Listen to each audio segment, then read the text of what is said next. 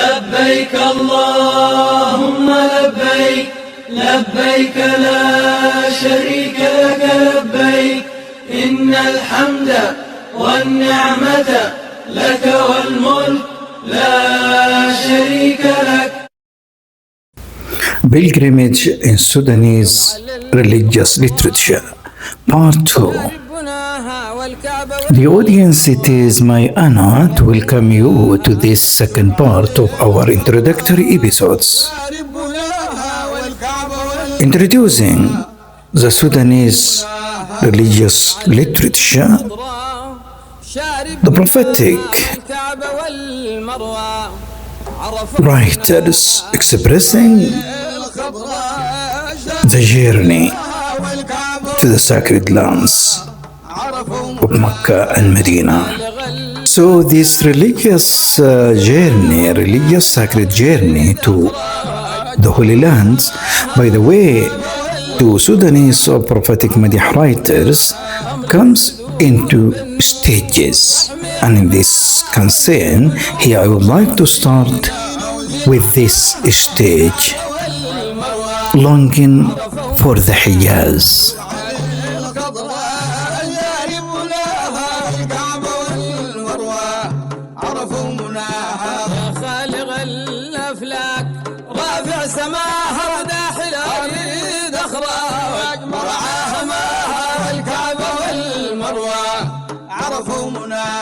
أملى الصدور بالنور واحمي حماها طهر قلوبنا وصينا ذي العماها والكعبة والمروة عرفوا مناها. So the stage of longing for the Hijaz, this stage approaches with the approaches of the Hajj season each year. Feelings of love, longing and spiritual yearning intensify the hearts of the Sudanese Muslims for the sacred sanctuaries, of Mecca and Medina, upon whose noble inhabitant be the most perfect and complete blessings and peace. These profound emotions have found eloquent expression in the poetic compositions of the Sudanese religious popular madih or poetry. Poets, the writers of the prophetic madih in Sudan, gave voice to the pilgrims' longing through deeply emotive and spiritual resonant verse.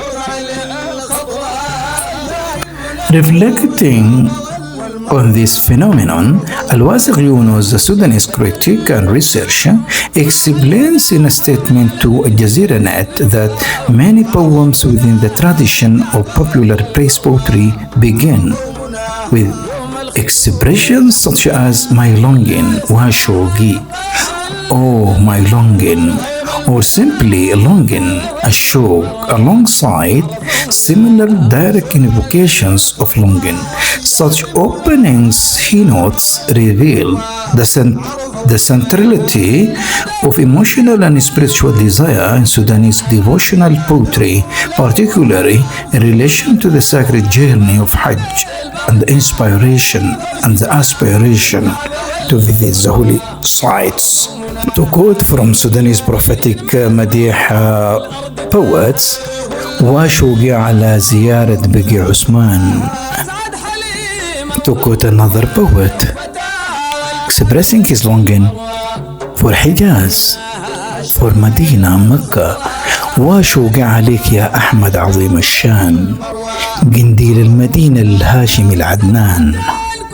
So the expression of longing for Hijaz, for Mecca and Medina, for the Prophet sallallahu alaihi wasallam, is there abundantly expressed in Sudanese prophetic madih poetry.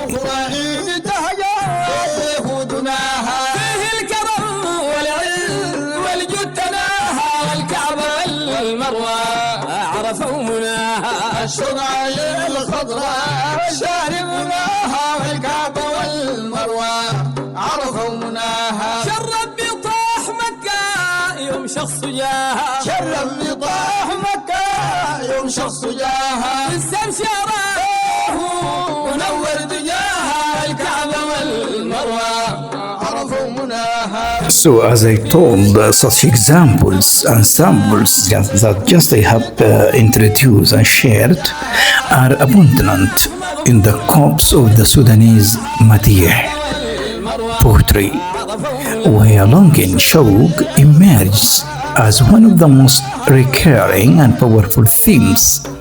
So the themes of longing, expressing the longing to the sacred lands, to the sacred sites, we find it abundantly expressed by the Sudanese prophetic Madih writers. And longing in most cases represent a thematic meaning to most of the Sudanese prophetic Madih poets' production. And furthermore, in most cases, the expression of longing expressed either at the beginning of the poem, at the middle of the poem, or before the ending of the poem itself. This prominence is hardly surprising, for longing itself often serves as the impulse behind poetic creation. It is yearning and love that awaken the poetic voice and give rise to a devotional expression. Within this tradition, poetry becomes not merely as an artistic form, but a spiritual language through which emotions of absolute devotion and sacred aspiration are articulated.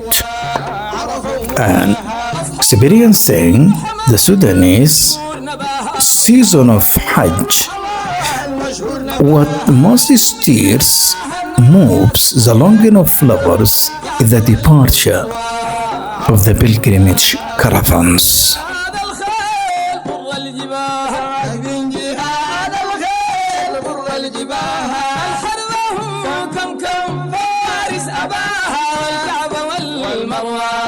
عرفوا مناها الشنايا الخضراء شارب مناها والكعبة والمروة عرفوا مناها. صل يا قديم الذات للأم طه صل يا قديم الذات للأم طه من داس حجب النور ليلا وطاها الكعبة والمروة عرفوا مناها. المسلمين مسموح لهم وبطاها المسلمين مسموح. For those longing for the sacred lands and desiring to perform Hajj to the Holy House, there are two possible outcomes. Either their pilgrimage is facilitated, or they are unable to succeed in their journey. So I'm referring here to Sudanese poets who, in fact, reflecting the longing, the desire of the ordinary Sudanese visiting that sacred places, or wishing, hoping that visiting such sacred places. So the outcome here, I would like to tell that either the pilgrimage is being able and then travel and then make the journey to the sacred land, or unable to succeed in his endeavor. So in the latter case, in case of not succeeding to travel with the caravan, sorrow and heartache take hold, feelings that often find expression in poetry. So one such poem frequently recited by Sudanese Muslims is that one composed by the noted celebrated Sudanese prophetic Madih poet Sheikh Ahmed Abu Qasawi. And by the way, Sheikh Ahmed Abu Qasawi has lived during the year 1841 1884. So from that far time, his masterpiece and wide fame poem show the other side of the image, that one who unable to travel to Hijaz.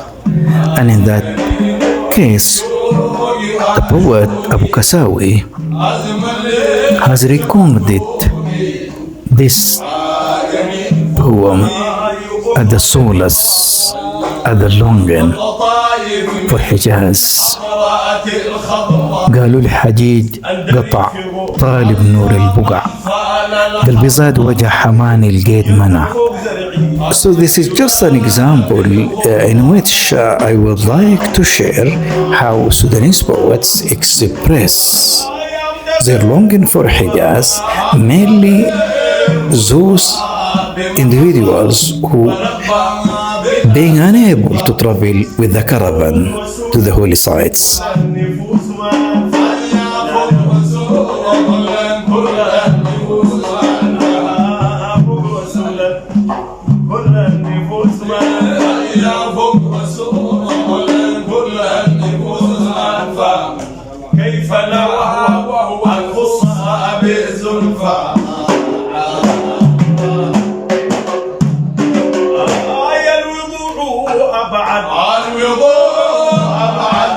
الشرور في الكون لا لها مقعد الشهب رمت الجن وما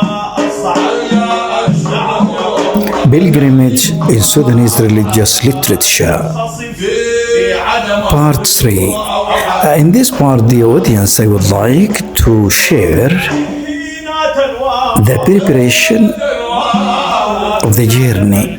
In other words, would like to experience together before the journey stage. So as I told, the journey to Hajj, the journey to the holy sites in Sudanese literature has been expressed through different stages. We started just in the previous episode, we experienced together the longing to the Hijaz as used to be expressed in Sudanese literary production, mainly poetry.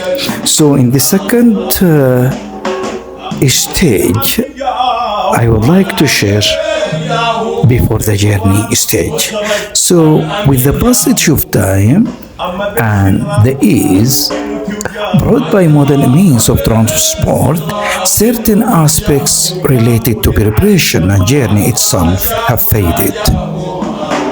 Praise poetry documents every aspect of the Hajj, even from its earliest stages, as is well known.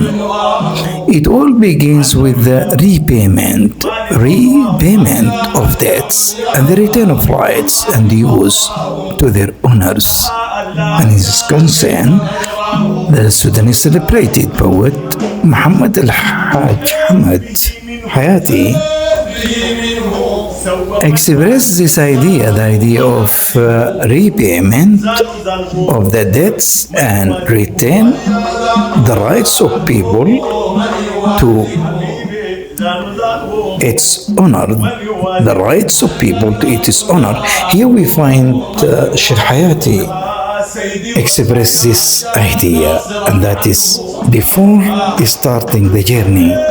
Listen to him while he's saying, نوفي ديوننا نوفي طلبنا. We repay our debts and our obligation. Then comes the preparation of professions. So the Hajj or the pilgrims, before starting the journey, he went on to satisfy or to repay the debts to its owner, to retain the rights to its owner. And following this, then the preparation of the Hajj takes the stage of the preparation of professions, which was essential due to the lengthy duration of the journey. And in this concern, I would like to inform that the current situation of traveling to Hijaz, unlike that in the past time. Or in the past time, in most cases, we find some pilgrims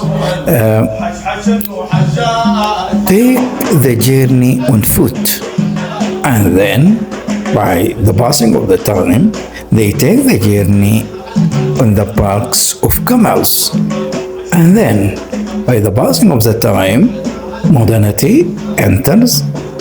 Then pilgrims take airplanes. So in the past time, the journey is so very arduous, very dangerous, very long one, and in that case, the preparation for the journey starts with the second stage, which is the preparation of food, that is provisions.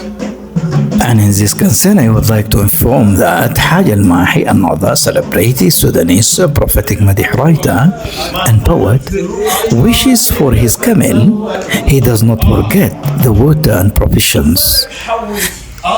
And here to quote him, بذمزميت والزاد محقب.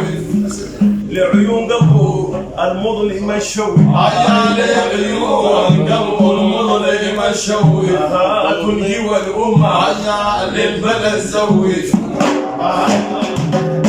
الصلاة حوف الصلاة حوف حياتي الجاني ومتخوف لعيون قلبه المظلم الشوي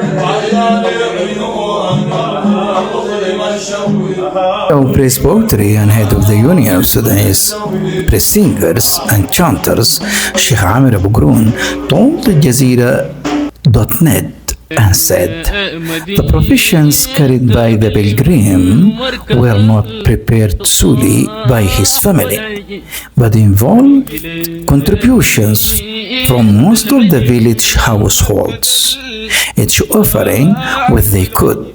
One would give dates, another dried meat, another flour, and so on.